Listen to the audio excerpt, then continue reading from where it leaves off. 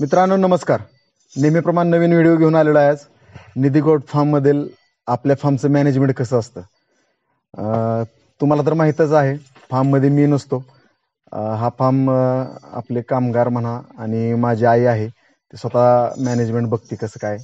केसकर साहेब बाकीचं त्यांच्या under form राहतो, परंतु दिवसभराचा जो कारभार राहतो तो प्रत्यक्ष माझ्या आईच्या अंडर राहतो. तर आता थोडंसं आपण आईशीच बोलूया की कशा पद्धतीने रोजचं नियोजन राहतं. आपल्या फार्मच्या दिवसातलं मॅनेजमेंट कसं असतं ते थोडंसं सांग. मॅनेजमेंट म्हणजे तसं काही अवघड नाही. सकाळी खुराक, नंतर वाळलं खाद्य. खुराकामध्ये काय राहतं आपल्या खुराकमध्ये वाळली मका राहते आणि चुनी भुसा राहतो आणि नंतर सोयाबीनचा आपण वाळला भुसा चारा टाकतो आणि नंतर 1 तासानंतर पाणी ठेवतो आणि पाणी पिल्यावर हिरवा चाऱ्याची पुट्टी घालतो. तर दिवसात कुठल्या टाइम काही घालत नाही तोपर्यंत 5 पर्यंत त्यांना रेस्ट दिली जाते पूर्ण आणि मग 5 वाजता त्यांना वला चारा, मेथी घास किंवा दसरथ घास घातला जातो आणि नंतर 8 वाजता एकदा घातला जातो. म्हणजे त्याचं काही म्हणजे दिवसाकाठी किती वेळा चारा टाकला जातो आपला? हिरवा चारा 3 वेळा टाकला जातो आणि वाळला 1 वेळ टाकला. ओके.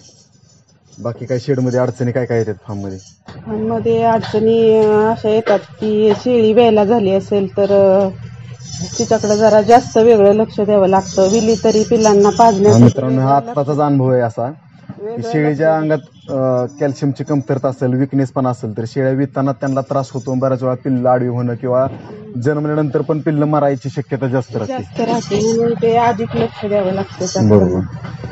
आणि विल्यावर पण पिल्लं लगेच पेत नाहीत, आपल्याला धरून पाजावी लागतात. त्याला 1-2 दिवस जरा कसरत घ्यावी लागते.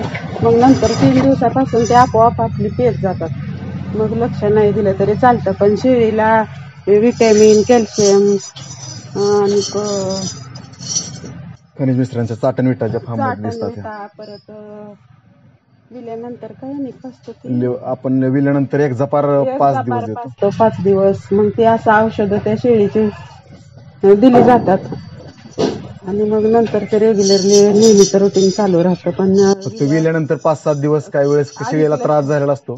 त्या टायमिंगला सुरुवातीचा पहिला याचा नियम राहतो की 5 दिवस तिला एक जपार पाजणं, 5 दिवस तिला 1 टाइम कॅल्शियम पाजणं.